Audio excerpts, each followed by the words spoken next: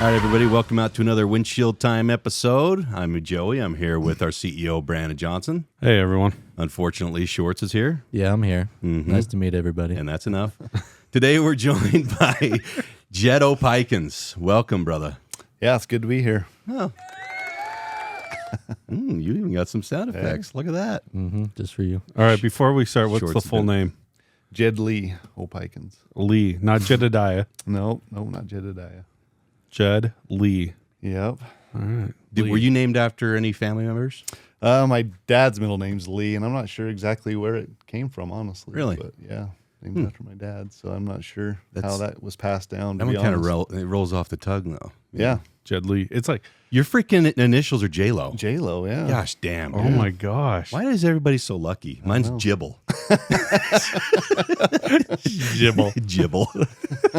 My dad always he would engrave his name. So my dad's name is Joseph Bryce Little. My name's Joseph Booth Little because my mom's maiden name is Booth. So we both have JBL. We're both Joseph Littles, and I'm not a junior. So we constantly get confused with each other. But we both would put our initials on our tools growing up because that was kind of, I kind of mechanicked at our farm. So we'd engrave our initials, but it was always JBL. So he'd start stealing my freaking tools because it got to the point where I started getting more tools than him and they were newer. So they're, some of them were nicer. So I'd go through his toolbox. I'm like, this is freaking mine. It says Jibble on it, doesn't it? I gotta smack the taste out of your mouth. Stay away from my tools, dude. That's Jibble. Jed, where does the name Jed come from? I don't know. Parents just they wanted a short name because our last name is so long and complicated. Yeah. So they gave me and my brother and my sister all three Just short names. short names. Single syllable. Yep. Where does Opheikens come from? It's Dutch. Dutch? So comes from the Netherlands, out of Holland. Oh, really? Yeah. You ever been over there? I haven't. No. Yeah. I'm not a fan of Amsterdam, but Yeah. the Netherlands, some parts pretty cool. Yeah, three of my great grandfather and his two brothers came over, settled in Utah, Really? Ogden area. So No kidding. yeah, They immigrated right to Ogden? yeah. So what brought them there? Do you know? I'm not sure of the story. I need to research it a little bit. They more. weren't bootleggers like McGarry's family? Yeah, they could. You never know. You never know. Got a shady past. There's some shady stuff in there, I'm sure. Shady's relative, dude. Everybody's got to make money, I still don't know what an attraction to living up in Ogden is, so still don't get it. Yeah. If you want to go get shot, you go up to Ogden, right? Right. Yeah. Paul down at Truck Outfitters called it Chicogden. They've actually cleaned it up quite a bit. Like Yeah. 25th Street used to be one of the roughest streets in Utah. Yeah, they're doing another project there they're starting this summer, right? Yeah. Yeah, I saw that Yeah, come across. they've got the a news. lot going on, and it's come a long ways over the last 20 years. Yeah. It's gotten pretty nice. It's Actually. taken So- 20 years just to bring it back. But Yeah. Honestly, yeah. I remember, so my parents owned an automotive repair business when we were growing up, and they had a store up in Ogden. Oh, really? Oh, yeah. And I remember You weren't allowed to go up there by yourself? No, it was basically, don't stay in the car. Like, we come up and be like, okay, hurry, get inside. Like, because it was in a pretty rough part. Yeah. And then they actually cleaned it up. They actually sold out, and they did that huge redevelopment program or whatever up there. Yeah. So they were part of that. Revitalization. Yeah, they were part of that. So, anyways, I know Ogden very fondly. I used to go up there as a kid, and it was pretty. Shady. Is it 12th Street that they filmed Yellowstone on? Is that what it was? I'm not sure about that. There's a freaking fly. Yeah, I know. I saw It's a it. gigantic freaking fly. I saw it come around me. It buzzed me, and then it came around. Get ready for it. But It's a bug assault. But I just see Joey kind of his eyes wander, and like, what is he doing? This episode sponsored by Bug Assault. So yeah, if people are fans of Yellowstone, they filmed that in Ogden too. The Bozeman scenes, like where they're eating the ice cream and stuff. Yeah. Okay. Probably at the Farr's ice cream shop. Yeah, when Beth's office blows up, that's on 12th Street. Oh, really? I didn't know that. We're getting all sorts of references. I know. Fortunately, everybody else was cut out of the previous references. So just everybody We knows. went a little dark. Some people don't know this, but if you've been on the show, you do. Usually before we actually start recording, we have about 10 minutes of just BSing, right? You got to situate the audience. Yeah, you're just loosening up and everything like that. And we just go down a lot of rabbit holes. Whatever's on the front of mind. And most of the stuff would probably be on the after midnight Yeah, after dark or after dark, After Mountain one. Yeah, Because that'd be fun. We're gonna save those clips. I'm sure Shorts has saved them for blackmail material. I would never do that. Yeah, you would Yeah, never not right. do that It'd be either. your most watched episode. Yeah, I'm sure it would. honestly, it probably would Be be. chock full of James Calvert and Alan Ellsworth. Yeah. And unfortunately, our mothers would probably not be proud of us. So. Oh, by the way, I found out my sister is a windshield wiper. really? Yeah, she texted me on set. You know my sister. You've met her, right? Yeah. Natalie down in Mesquite. She texted me. She's a customer of Mountainland, and so Kella or Kevin or somebody was down there and said, and they were she rode around with them. They were listening to Windshield Time. She's like, "What's that?" Because she recognized like our avatars, you know. Yeah. Like, oh, this is the show, you know. So she started binging it. She's like, "I've listened to 16 episodes." I'm Oh like, my gosh. what is wrong with you? You don't have anything else to do? Man, that's crazy. Yeah, so she's an avid windshield wiper now. Shout out. Shout out to Natalie. Yeah, there you go. Thanks for listening. Now we're up to 3. Maybe Jed's gonna have some family that's gonna listen to this one. You never know. Yeah, Lindsay gonna listen to this one? I doubt it. I doubt it. Lindsay is Jed's wife, by the way. Sweet woman. Well, she's a sweetheart, man. She is. She's Yeah. a good one for sure. You gotta keep her there. Yep, for sure. Absolutely. I got to know her this spring when we went on one of the customer trips, and she's phenomenal. She's a great representative of Mountainland. Yeah, she's she does awesome. a great Ambassador. job with the customers, and Yeah. she gets along. Everybody loves her. She's one of those. I was types of actually Easy one- to get along with. I was Yeah. wondering if we should give her a job offer and fire you. yeah, it's a good possibility. Yeah, you never know. Yeah, We do need at least one Opheikens working here, though. Yeah, yeah. Maybe But when we- your daughter gets done with school, she Yeah. can We start want the better selling one toilets. though. yeah. Just got to step up. Right. So, you've been in the industry a very long time. When did you start, and who did you start with? Was it Lawson Yates that you started with? Yeah, in the supply business, it was Lawson Yates. Okay. Yeah, and about, that was probably 2005 Yeah. when I started with Lawson Yates. And did you start as a driver or Yeah, warehouse? so my neighbor was he was a mechanical plumbing contractor, and I went to work for him for the summer, and I was going to college and working part-time, and got to know the guys at Lawson Yates, and the plumber wanted me to go full-time, and I'm like, I really want to get through my college, and so they offered me a job as a truck driver, and I and it worked continued- out with your schedule. Yeah, worked Yeah. out with my schedule, so I continued to go to college, and I was a truck driver, and did Were you that. doing Weber or where were you going? Yeah, Weber State. Yeah. What were you doing? Business. Okay. Tawny graduated management. from Weber State too. Oh, really? Yeah. Yeah, it's a good school. Yeah, that's where she went to Kind of a nursing commuter school. school. It's a little different atmosphere than most Yeah, college she loved it. campuses, but it's good. Yeah, Yeah. she loved it. So. So Lawson Yates, you started as a driver, and then how long did you work there? Well, it kind of morphed. It went from Lawson Yates to F&W to Familian to Ferguson. Right, they kind of had And a bunch of so- buyouts, and Yeah, and so through that whole process, so till 2004, so about 9 years or so. how was it working for the Familian portion of it? It was good. I Were they liked pretty Lawson good? Yates was good. Familian was good. F&W was Yeah, good. and then The later Ferguson part, came not so along. much. Yeah, yeah, it's hard. And then when did you run into James Calvert? So that's when Ferguson bought out Plumber Supply. James was running the Plumber Supply down in Layton. Okay, so And, that's when you guys were yeah, we kind kind of of merged associated. and, Yeah. got. Do you ever look back on that moment and regret it? That you met James Calvert. Gosh. Well, I actually knew him from junior high school. So Right. we Of went course. through junior high Of and high course. school together. So I mean, I knew him I knew him when he was working in Great Western. It's the 3 degrees of James Calvert. Yeah. and he can. That's my favorite game. I don't know if I've mentioned this before, but my favorite game when we get on a flight to come home to Utah is to ask the person next to me if they know James Calvert. Yeah. Because honestly, within 3 rows, somebody will know somebody that knows James Calvert. Right. And what are those 3 degrees again? We're not saying them. No, ask Quinn Brown what those 3 degrees are. We'll give you 2. It's dated or related. Right. And the other one rhymes with it. Yeah.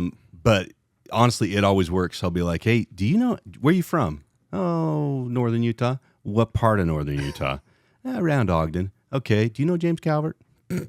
Well, no, I don't really know him. Okay. Who's your best friend? Ask them if they know James Calvert.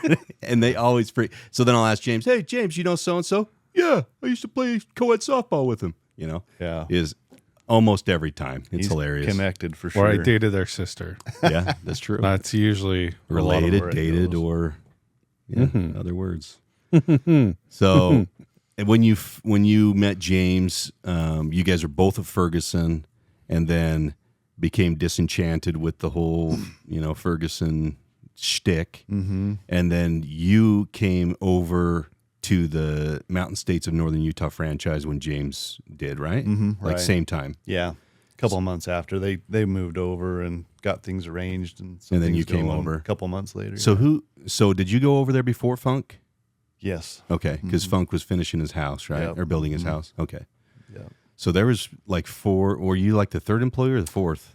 Maybe fifth. Probably other than the ownership group, I was probably the second or third. Ches Costley was the first employee Chess. That's right, Chess. that they hired, and then I came over shortly after that. Yeah. So It's crazy, dude. That would have been a fun time to just be like a fly on the wall.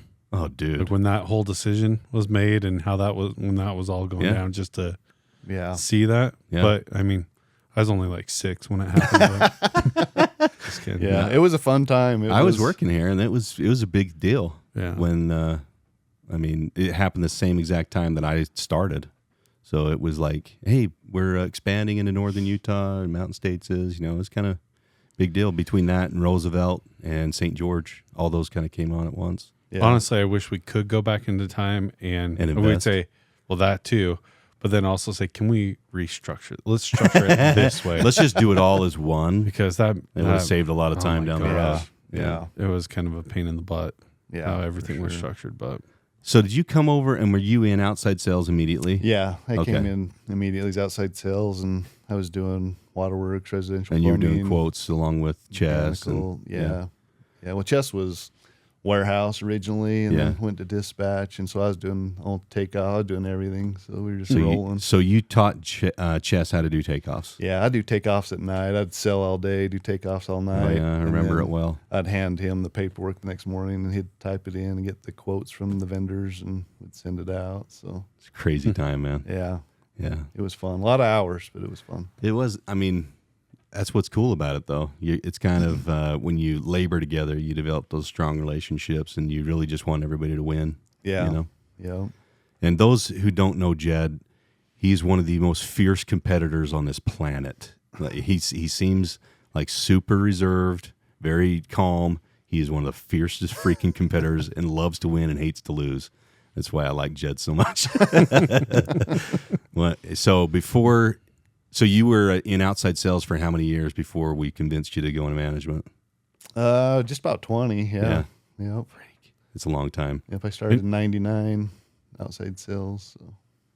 it was right long before time. COVID that you came into management. Right? Yeah. Well, right. Yeah, pretty much same time. So Yeah. yeah, it was a little bit of a rough transition Yeah, trying no to kidding. get the new sales guys to get introduction. Just introductions were difficult at the time. Yeah, So, couldn't go anywhere. yeah. Yeah. That was kind of with the sales management. I mean, we had management there, but that was when we were kind of really developing that out. The entire umbrella. Yeah, that umbrella, because we had 2018 we went into EOS, and then we started, getting that. That took us a little bit, and this is when we were first starting to say, okay, we got to build a structure here to be able to support this. And I remember your name came up, and I was like, who is this guy? Because we hadn't really met before then, up until that point. I mean, Didn't have a lot of involvement with finance department. no, coming in, thank goodness, because that means you're a good Doing the salesman. right things. Yeah, I Yep. didn't have issues with your customers not paying their bills or anything like that, or Right. you trying to override credit holds and stuff like that. But no, so I was just like, who is this guy? And so over the past few years, since 2019, so 5 years, we've gotten to know each other, and we got the right guy in the right spot. Oh, right man. now. Yeah. Phenomenal. Oh, thank you. So what kind of led you to make that decision to transition into management, other than how convincing James and I were?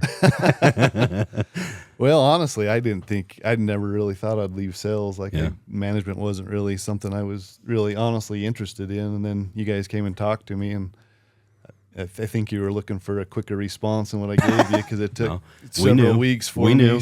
We were prepared, methodical. to mow it over. And the more I thought about it, I felt like I had some stuff to offer, and that I was getting a little bit burned out on sales, quite honestly. Yeah. And I felt like it was the next move to make. So Yeah, I liken really good sales guys with running backs. You know, you can run really hard for a long time, but once your legs give out, it's like, we got to find something else. yeah, You know? And Jed, you were our top salesman for a long, long time, and it was hard for us to kind of make that decision to say, you know, let's see if Jed will do this, because honestly, the easier decision was just to let you keep going because you were such a high earner, you know. But you had and have so much to offer other people in terms of how you go to market, how to develop relationships. You know, when James and I were talking about it, it's like, you know, Jed's the guy. We got to find a way to convince him, you know. And luckily, you convinced yourself, or Lindsay convinced you. I don't know, but we're just grateful that it worked out that way, because it's been amazing. You've done a great job. Oh, thank you. And far exceeded, you know, our expectations, honestly. And I would just add too, I think we've said it on this podcast, or I've at least said it on this podcast, I believe. But not all good salesmen are good managers. Yeah. And vice versa. Well, it's a specific skill set. But to be able to find a person that is a top salesman and then can be, because on the sales management side, I mean, you're one of our highest, you know, the senior director or whatever of sales, you're way up there. And because you performed well on this side too, on the sales management side. So to be able to find a person that can do both and teach and help people understand these are the things you need to do over here from a management, you know, leadership perspective given over here. I mean, it's just one of those things that you honestly are a unicorn. You don't find a lot of those people within an organization. We've seen it in our organization where we have people that have come into management from sales and they don't like it. Yeah. Because it's too much, it's too different for them, things of that nature. And you know, they go back into sales, and then there's times that we've had people in management try and go into sales, And it doesn't and they work out. flounder as well. And it's like, you're really good over here in management or operations side, you're not a good sales. But to be able to find someone that can bridge that and go back and forth and do both sides, I mean, you're definitely a unicorn. We don't have many of those at all. Yeah, it's kind of like Michael Jordan. You know, Michael Jordan is he's the GOAT, greatest of all time, right? He's some people argue that he's not the best player, but I mean, I think he's the best basketball player of all time. Super athletic, great competitor, but he can't coach. Yep. Because he gets so frustrated with people not being able to just intuitively perform that he kind of just gets too pissed and has to walk away. And he's admitted that. He can't relate. Yeah, he's admitted that because he didn't have to struggle or grind.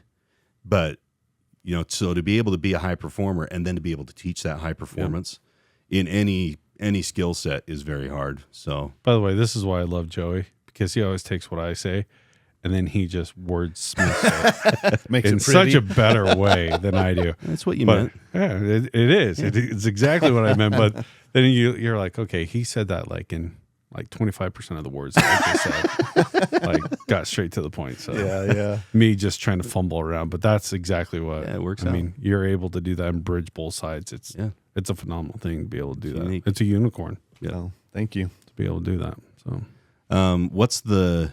What was one thing that surprised you going into management that maybe you didn't expect? I sold for a long time. I had my processes and procedures, and Yep. I had my SOPs, if you will. And then you go from player to coach really quick, and it's like, well, now I'm the coach. How am I gonna, manage this? Is the way I did things? Is that the best way? Is that the best way? Yeah. Is that the correct way? And so I Right. had to go through a lot of that kind of processes and procedures, and how am I going to teach these people to do it the right way? And what the processes of Mountainland have in place already that we need to work through. And so that kind of, threw me for a loop a little bit from going. For sure. When you're the player, it's a different mindset than when you're the coach. And so you have to kind of make that switch. And there was a transition there for yeah, sure. dude. Like, sometimes I feel like I'm still going through the transition. That's and hard. learning, So yeah, I remember when I went into sales, I took a lot of accounts from Brian Haskell, and he was telling me, Joey, you're not going to get along with everybody that I got along with. You're just not going to. So there's some people who are just Brian guys, But then there's going to be people who are Joey guys, and the next guy that comes after you isn't going to get along with them, but he'll find people that he gets along with. Mm-hmm. He said, so you just need to be okay with being Joey, you know? Yeah. And honestly, that stuck with me till now. You know, it's you have to be okay with people liking you, not liking you, and you just have to be the best version of yourself and move forward. And that kind of goes along with what you're saying.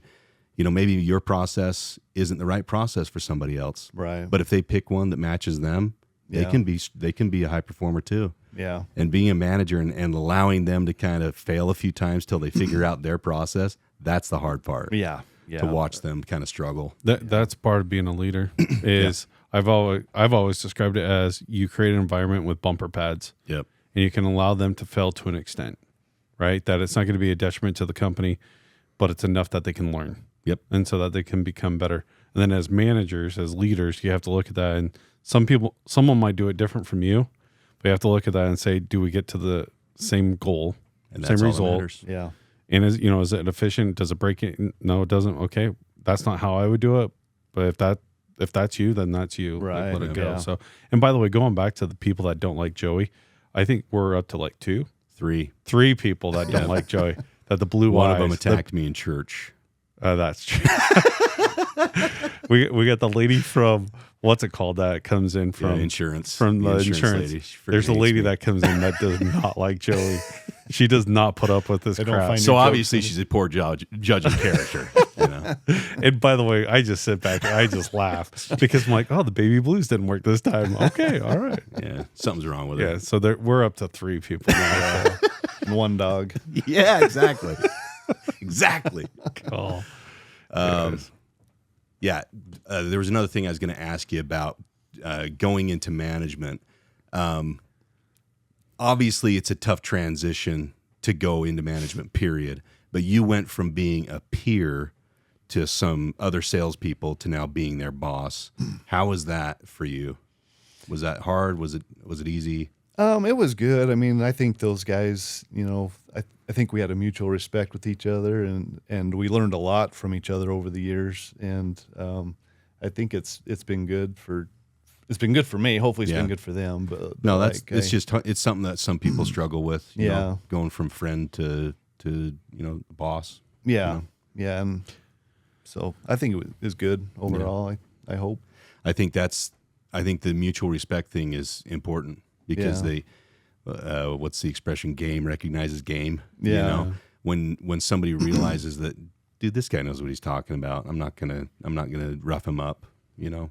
Yeah. And if you go in there with mutual respect and you say, hey, I know that you know what you're doing. Yeah. Let's just work on it and let's see if we Yeah. can find some things that we can tweak. Or maybe Yeah. I can help you get in someplace that you haven't gotten in before. For sure. And it was intimidating for me because we got some phenomenal people Yep. that work for us, some phenomenal sales do. managers. And I work with the best guys in the business that, Yep.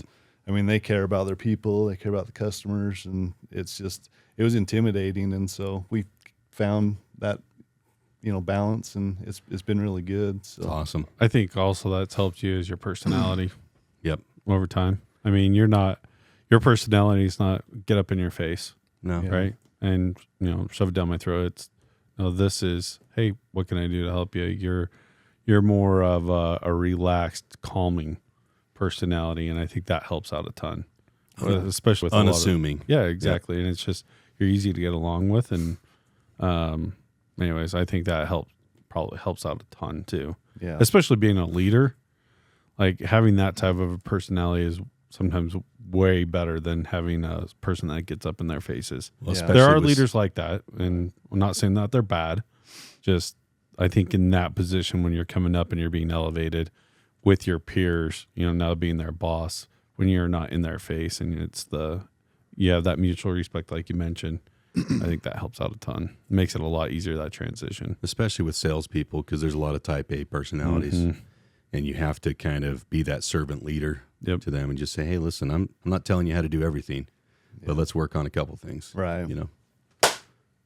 Got You him. get it, dude? No, it's right there. I'll It's shoot coming you. towards you, man. It's a mosquito. Freaking it's a Miyagi mosquito. ya. Well, look out, pal. Sorry. All right. I was going to get bit or something. It'll so. land on me eventually. They love me. Do they? Yeah. That sweet blood. Yeah, they do apparently. Oh, all right, Jed. Thank you for coming in, dude. Yeah. We really it's a pleasure. appreciate you. Wait, before we Yeah. word of advice, what do you have for our listeners? If you could tell them one thing. Oh, geez, just One bit of control the advice. things you can control, I guess. My thing was always hard work. Like I feel like I wasn't always the greatest salesman, but I could outwork people, and I did. And hard work, consistency, sell with integrity, work with integrity goes a long ways. I like that.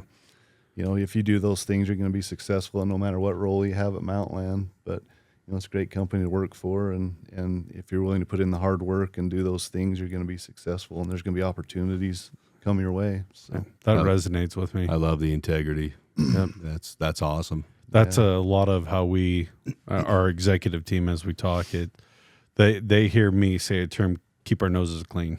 Yep. Like, we don't need to do anything shady. We don't need to do anything. Let's just keep our noses clean.